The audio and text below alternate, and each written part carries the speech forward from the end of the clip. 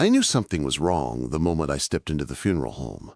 It wasn't the flowers or the soft music or even the polished casket holding Raphael's brother. It was the air. Heavy, thick, charged, like the room itself knew secrets it wasn't ready to tell. I wasn't supposed to be here. I wasn't family. I wasn't part of Raphael's world. I was only Catherine, a school teacher who somehow ended up raising a little girl named July after losing her parents. But July trusted me, and Raphael trusted July, and in strange ways that meant he trusted me too. Still, being in that room made my skin prickle. I felt eyes following me, watching me, measuring me. Raphael stood near the casket, his hands clasped behind his back. His brother looked peaceful, impossibly peaceful, considering everything that had happened to him. Raphael's voice filled the room as he gave the eulogy, smooth and controlled, never cracking even when he spoke of loyalty and family, words that meant something very different in his world than mine. July stood at my side, small and silent, holding my hand so tightly I could feel her pulse. She wasn't like most children. Grief had sharpened her instead of softening her. She watched people the way adults watch thunderstorms, carefully calculating where danger might strike. I adjusted her collar, partly to comfort her, and partly to keep myself busy. I didn't belong here.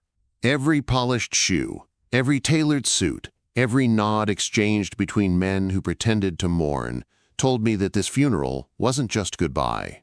It was a meeting, a warning, a test.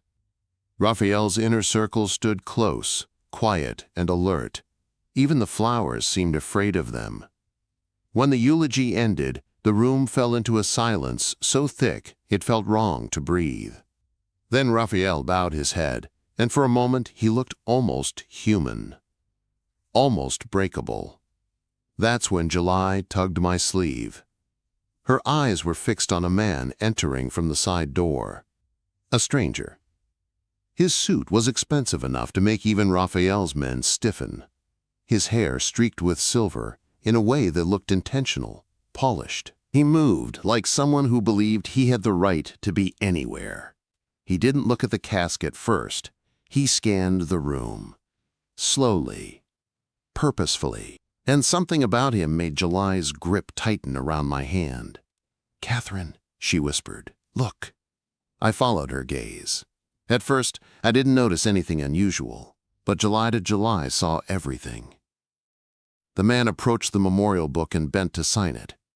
His jacket shifted, just slightly, but enough for a glint of silver to flash beneath the fabric. July inhaled sharply. Before I could ask what she saw, she let go of my hand and crossed the few feet to Raphael with startling focus. She tugged his sleeve, ignoring the old-world rules of silence and respect, ignoring the fact that interrupting a mafia boss during a funeral could get anyone else quietly removed from the room. Her small voice reached only him. I couldn't hear the words, but I saw the moment he froze. It was the smallest change, a stillness in his shoulders, a tightening in his jaw. But it was enough. He followed her gaze to the stranger. Then everything shifted. Two of Raphael's men moved like shadows, intercepting the stranger before he reached the door. Conversations died mid-sentence. Eyes followed nervously, pretending not to watch while watching everything. The stranger looked confused at first, then calculating, then trapped.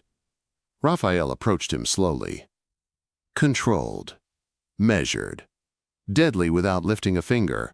I stepped closer to July, placing a hand on her back. Her eyes never left the man. She was trembling, not with fear, but with certainty, the kind that chilled me. Raphael stood before the stranger, his voice low, private. But even from across the room, I saw the moment denial died in the man's eyes.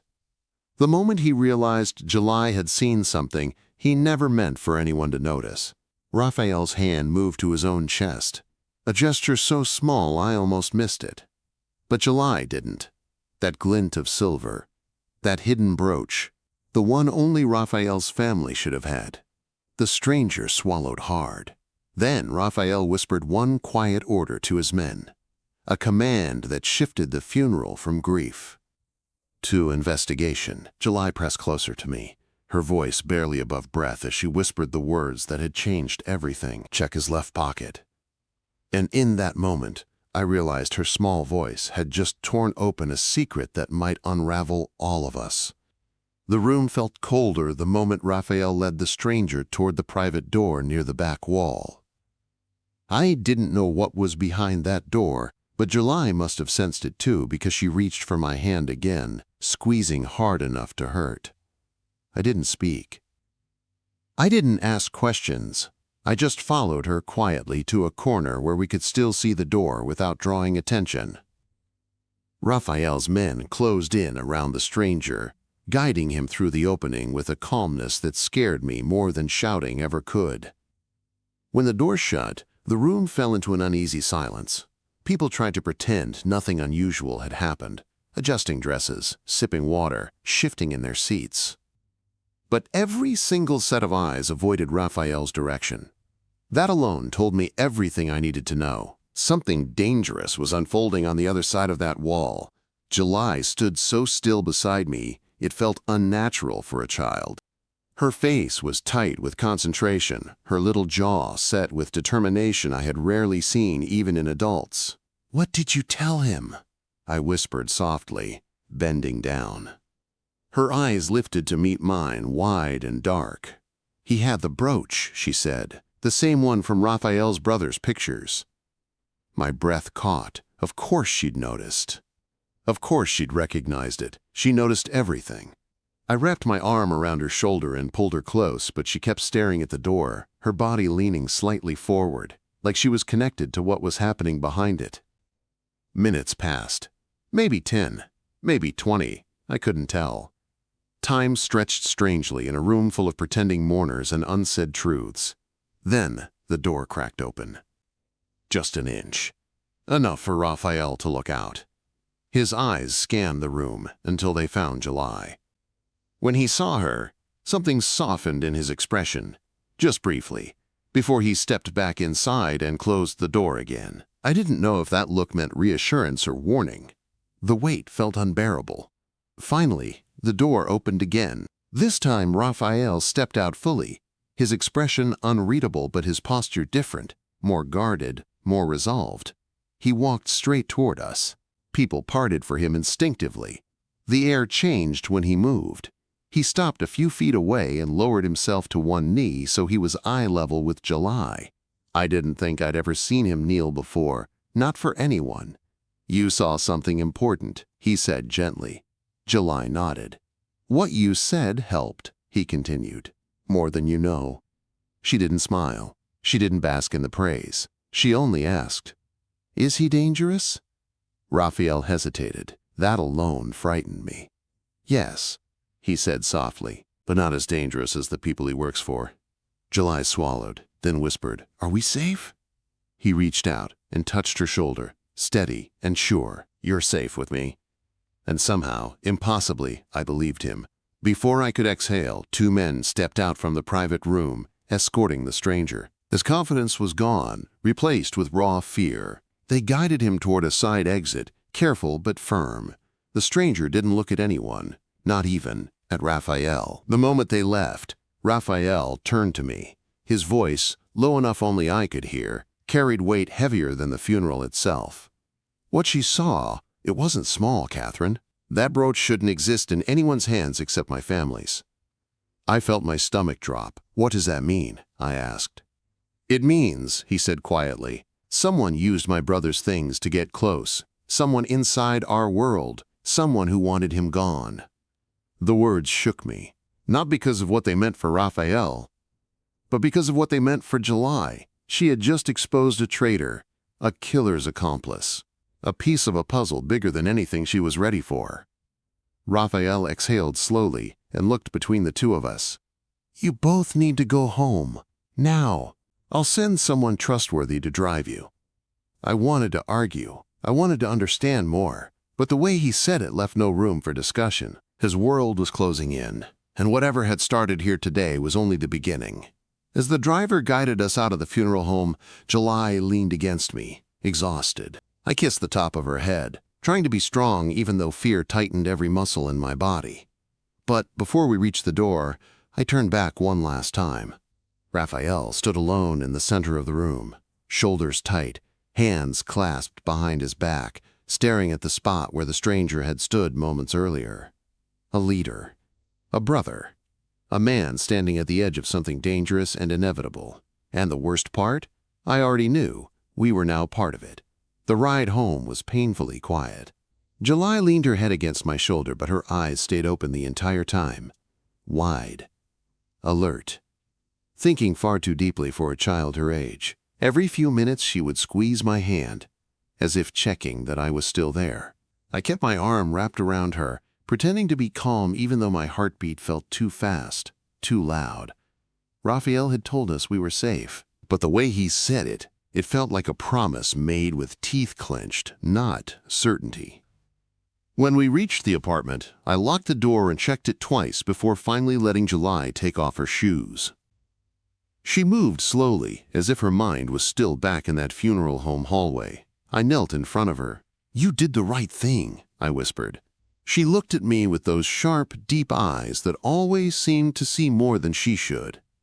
"I didn't want him to get away," she said. Raphael needed to know. Her voice wasn't afraid. It was steady, too steady. I pulled her into a hug, feeling her small arms wrap around my neck, clinging to me like the world was sliding sideways. And maybe it was. That night, after she finally fell asleep, I sat alone in the kitchen sipping tea I didn't want. My hands were shaking. My mind kept replaying the moment she tugged Raphael's sleeve. The way his face changed. The way the entire room shifted around that one quiet whisper. "Check his left pocket." 3 little words from a little girl, and everything turned upside down. I didn't know how long I sat there before a soft knock rattled the door. My heart nearly stopped. I checked the peephole. "Raphael!" I exhaled shakily and opened the door. He stepped inside quietly, closing it behind him. He looked the same as before.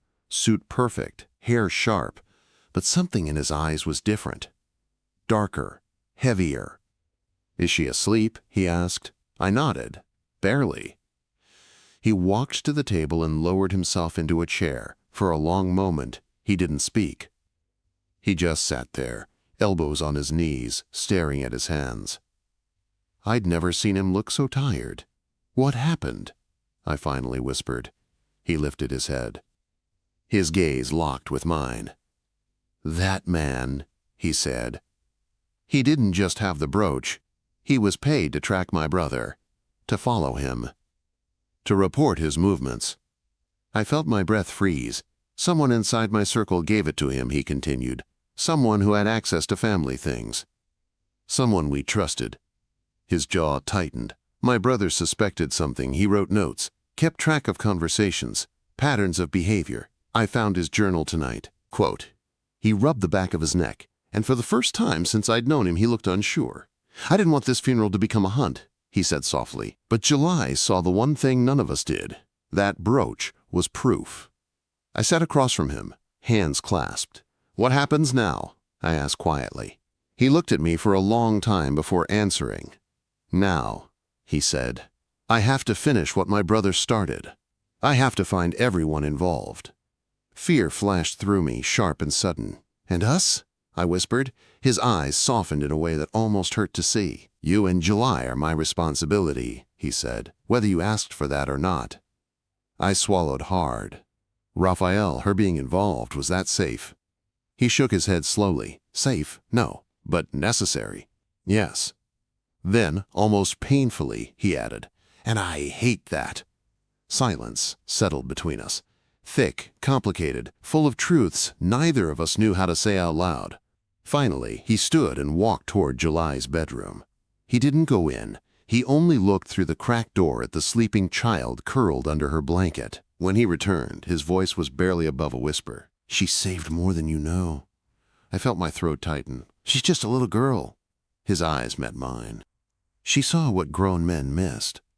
He stepped closer, close enough that I felt the warmth of his presence, close enough that his voice seemed to wrap around me. "You kept her safe today," he said, And I won't forget that." My breath caught at the softness beneath his words. Then he stepped back, just enough to regain the boundary he always tried to keep between us. "I'll be checking in," he said. "Often. Things are shifting." He paused at the door. "What if things get worse?" I asked. He looked at me over his shoulder, expression firm but gentle. "Then I'll be here," he said, "before anything reaches you." And then he was gone. I locked the door and leaned against it, heart pounding. Something dangerous had begun today, and whether I wanted it or not, Raphael had pulled us into the center of it. I woke before sunrise the next morning, the apartment still quiet, the sky outside a soft gray. For a moment, I forgot the funeral, the stranger, the brooch, the world we had stepped into without meaning to. But then July patted into the kitchen, holding her stuffed bear, her hair sticking up like it always did when she slept too hard. She climbed into my lap without a word. That alone told me she remembered everything. I wrapped my arms around her, kissing the top of her head. She didn't ask about the stranger. She didn't ask about Raphael. She simply rested against me, small and warm and fragile in ways she would never admit. "Are we still safe?" she whispered against my shirt. "Yes," I said. "We're safe." I wanted it to be true. I needed it to be true. But safety was a promise I no longer felt sure I could give. By afternoon, Raphael arrived. He didn't knock this time. He texted first, asking if he could come by, and when I said yes, he stepped inside with a quiet confidence that didn't match the shadows in his eyes. He looked tired again, not physically, emotionally, as if he'd been carrying weight no one else could see. July ran to him. He lifted her with ease and held her longer than usual, pressing a hand to the back of her head the way someone does when they're grateful and scared all at once. "Hey, little one," he murmured. "You okay?" She nodded into his shoulder. He set her down gently and she went to her coloring book at the table, but I could feel her ears tuned to every word we spoke. Raphael stepped close to me, lowering his voice. "I found more," he said. "The man from the funeral. He talked. A lot." My stomach tightened. "It wasn't just surveillance," he continued. "They used the brooch to gain access. Someone inside my own circle passed it along to him. Someone who knew my brother well. Someone close." He looked away for a moment, jaw working. "It was a signal," he said softly. "A message. They wanted me to know they could reach us, reach my family." The meaning hit me so hard I gripped the counter. "Raphael, why give it to a stranger at a funeral?" "So July would see it," he said, "so I would notice. So I'd understand that none of this was over." A chill swept over me. "They used her," I whispered. "Yes," he said, voice tight. "And that's what makes it unforgivable." We stood in silence, hearing nothing but the faint sound of July coloring in the next room. Then Raphael broke it. "I'm done with them," he said. "All of them. The business, the alliances, the enemies, every piece of it."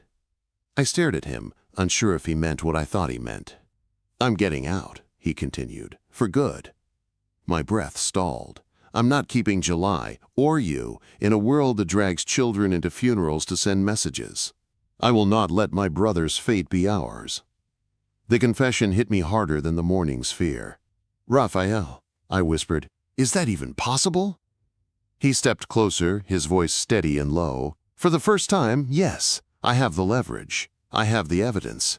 And I have something worth protecting now." His eyes moved to July sitting at the table, and then, to me, my heartbeat quickened. I felt exposed, seen in a way that made my breath tremble. He took my hand, slowly, deliberately, as if asking permission without saying a word. "Catherine," he said softly, "you and July are the first good thing in my life that didn't come from control or fear. I want different now. A life that doesn't require secrets or threats or whispered warnings from children." My eyes burned. "I want a life where July can sleep without nightmares," he said, "where you don't have to flinch every time someone knocks. I want out so I can be here with you." The words hit deep, because I knew he meant them, but I also knew what his world did to men who walked away. "Will they let you leave?" I asked. He exhaled slowly. "They don't have a choice." Before I could speak again, July crawled into my lap, holding her drawing. She'd drawn the three of us standing together in front of a house. A sun above us, flowers, a garden. "Is this us?" I asked. She nodded. "I want us to live there someday." Raphael looked at the picture like it was something holy. I didn't miss the way his shoulders softened, or the way his eyes warmed, or the way he looked at me with a question he wasn't ready to say aloud.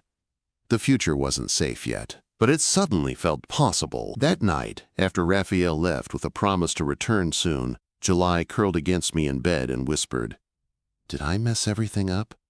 I hugged her tightly. "No," I said. "You changed everything." Her whisper came soft, sleepy. "For better?" I closed my eyes, holding her close. "For better," I breathed, because somehow, through grief and danger and whispered warnings, we were becoming something like a family. And for the first time since the funeral, since the brooch, since the moment July tugged Raphael's sleeve and changed our lives, I believed we might actually survive this.